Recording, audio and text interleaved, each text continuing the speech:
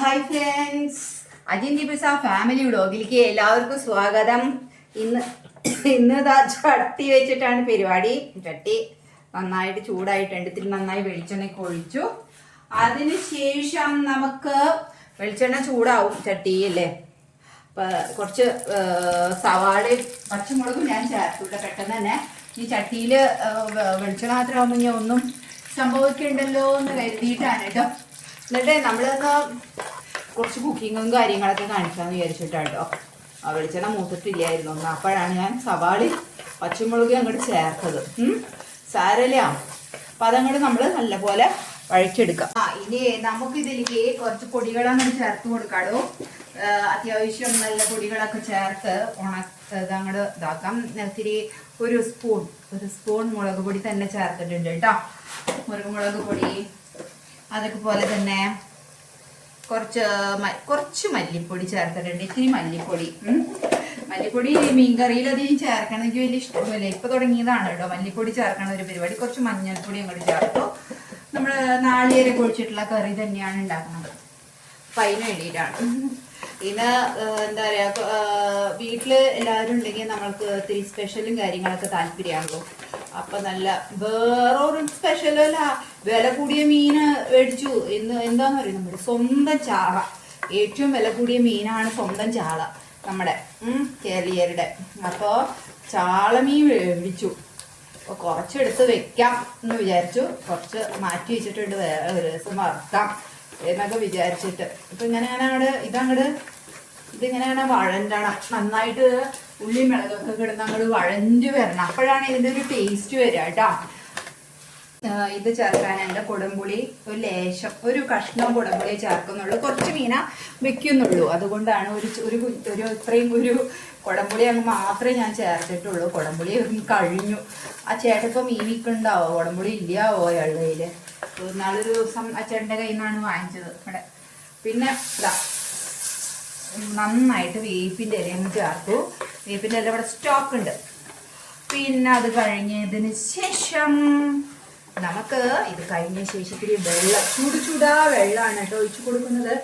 ഇത്തിരി ചൂട് നല്ല സമയം വരുന്നുണ്ട്. മതി ഇത്തിരി മതി. ഈ വെള്ളം ഒന്ന് ചേർത്ത് കൊടുക്കും കേട്ടോ. ഇനി നമുക്ക് നാളികേരമൊക്കെ ഒഴിക്കാനുള്ളതാണ്. അപ്പോൾ ഇത്രയും വെള്ളം മതി.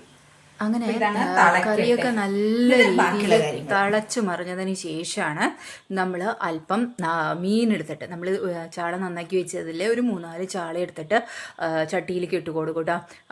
അപ്പോൾ ഈ പുളിവെള്ളവും ഈ മുളകും ഉപ്പിട്ടിട്ടില്ല. അപ്പോൾ എല്ലാം കിടന്ന് ഇങ്ങനെ തിളക്കിയല്ലേ വേപ്പിൻ്റെ ഇലയും പച്ചമുളകും. അതിൻ്റെ ഇടയിലേക്ക് നമ്മൾ ഒരു 3-4 നമ്മുടെ ചാളയും കൂടി ഇട്ടിട്ട് നല്ല പോലെ അരച്ചു കൊണ്ടുവന്ന ഈ നാളികേരം അങ്ങോട്ട് ചേർക്കുക. അതും കൂടി അങ്ങ് ചേർക്കുമ്പോഴാണ് അതിൻ്റെ ഒരു സ്വാദൊക്കെ വരും. എന്നിട്ട് ഇളക്കി മറിച്ചങ്ങോട്ട് കൊടുക്കുക. ചാള ഉടയാണ്ട്, മീൻ ഉടയാണ്ട് മറിച്ചിട്ട് കൊടുക്കണം കേട്ടോ. എന്നിട്ട് കുറച്ച് ചൂടുള്ള വെള്ളം കൂടി ഒന്നുകൂടി ചേർത്തതിന് ശേഷം ഒന്നും കൂടി അങ്ങോട്ട് ഇളക്കി മറിച്ചെടുക്കണം.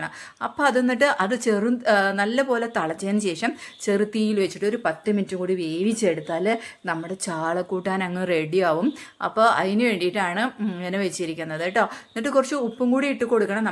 അതിന് ശേഷമാണ് നമ്മൾ മൂടി വയ്ക്കേണ്ടത് കേട്ടോ. ഞാനത് മറന്നുപോയതായിരുന്നു. ഉപ്പ് ഞാൻ ഒടുക്കം ചേർക്കാമെന്ന് വിചാരിച്ചിട്ടിരിക്കും. എപ്പോഴും നമ്മൾ കൂട്ടാനിൽ ലേശം അവസാനം ഉപ്പ് ചേർക്കുന്നതാണ് നല്ലത്. മറക്കാതെ ചേർക്കണം വേണം. ചിലപ്പോൾ നമ്മൾ മറന്നു പോകും. അതിനോടാണ് എല്ലാവരും ഉപ്പ് വേവിക്കുന്നതിന് മുമ്പ് തന്നെ വേവിക്കുമ്പോൾ തന്നെ ചേർക്കുന്നത്. അപ്പോൾ എന്താണെന്ന് വെച്ചാൽ കൂടുതലും ഉപ്പ് ഇങ്ങനെ ഉപയോഗിച്ചുകൊണ്ടേയിരിക്കും നമ്മൾ. അപ്പോൾ ഉപ്പ് അധികം ആവാനും പാടില്ല. എന്നാൽ ഉപ്പ് വേണം താനുണ്ടെങ്കിൽ കറി ഒരു അത്യാവശ്യം വേവാകുമ്പോൾ മാത്രം ഉപ്പിട്ടാൽ മതി.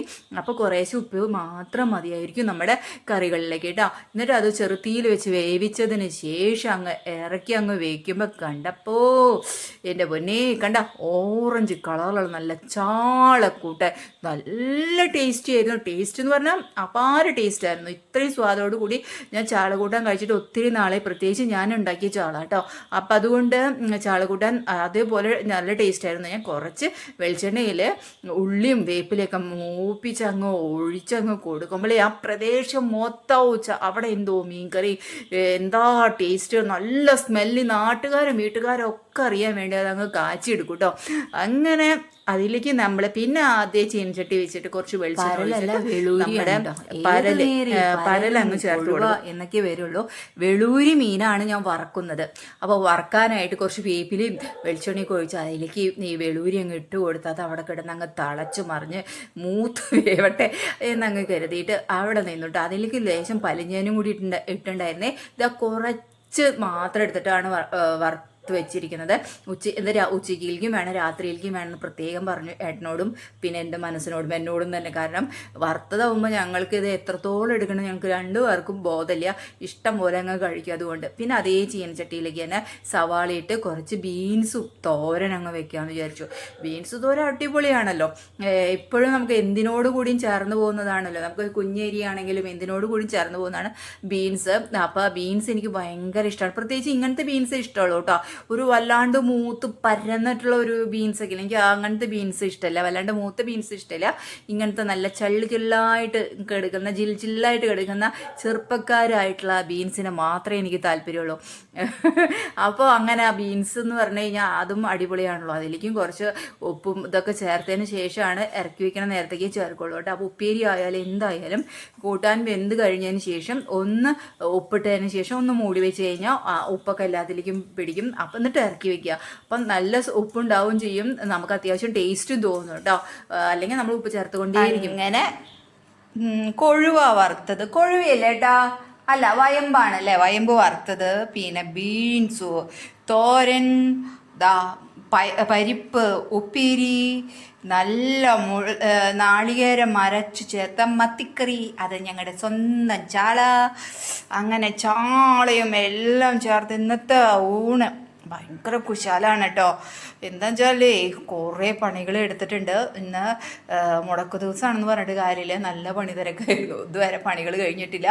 ഇനി വെക്കൽ വിളമ്പലൊന്നുമില്ല, ഇനി അതൊന്നുമില്ല. ഞാൻ അടിക്കൽ തുടങ്ങിയാൽ അങ്ങനത്തെ പണികളേ ഉള്ളൂ. പക്ഷെ അതൊന്നും ഞാനിപ്പോൾ ചെയ്യുന്നില്ല. ഞാനൊന്ന് കുളിച്ചിട്ടില്ലടോ.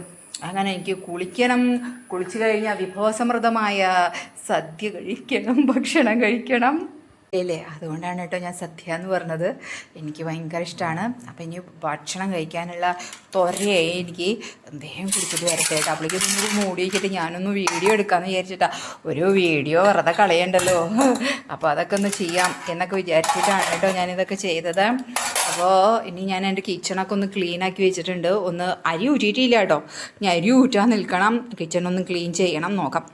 അസലായിട്ടൊന്ന് തുടച്ച് വൃത്തിയാക്കി എടുത്തിട്ടുണ്ട്. മീൻ ചട്ടി ഇവിടെ വെച്ചിട്ടുണ്ട്. നമ്മുടെ സുന്ദരിക്കുള്ള ഭക്ഷണം, ഇവൾക്കുള്ള ഭക്ഷണം ഇവിടെ ഇങ്ങനെ മഞ്ഞൾപ്പൊടി ഇട്ടിട്ട് നമ്മളുടെ മീൻ കൊഴുവീൻ തേങ്ങ മാങ്ങയൊക്കെ ഉണ്ടായിരുന്നു അതിൽ, അതൊക്കെ ഞാൻ വേവിച്ച് വെച്ചിട്ടുണ്ട്. ഇനിയിപ്പോൾ ഊറ്റണം. അരി ഊറ്റി കഴിഞ്ഞിട്ട് വേണം നമുക്ക് ഫുഡ്. അരി ഊറ്റാനുള്ള വെള്ളം തിളപ്പിച്ച് വെച്ചിട്ടുണ്ട്. ഞാനിവിടെ ഒന്ന് തുടച്ചു. അങ്ങനെയൊക്കെ ഉണ്ട്. അങ്ങനെയൊക്കെ ആക്കിയെടുത്തിട്ടാണ് ഈ വൃത്തി കേട്ടോ. ഇടയ്ക്കിടയ്ക്ക് തുടക്കലും ഒക്കെ ഉണ്ട്. Ajindia Prasad family will signing off. Tata, bye bye.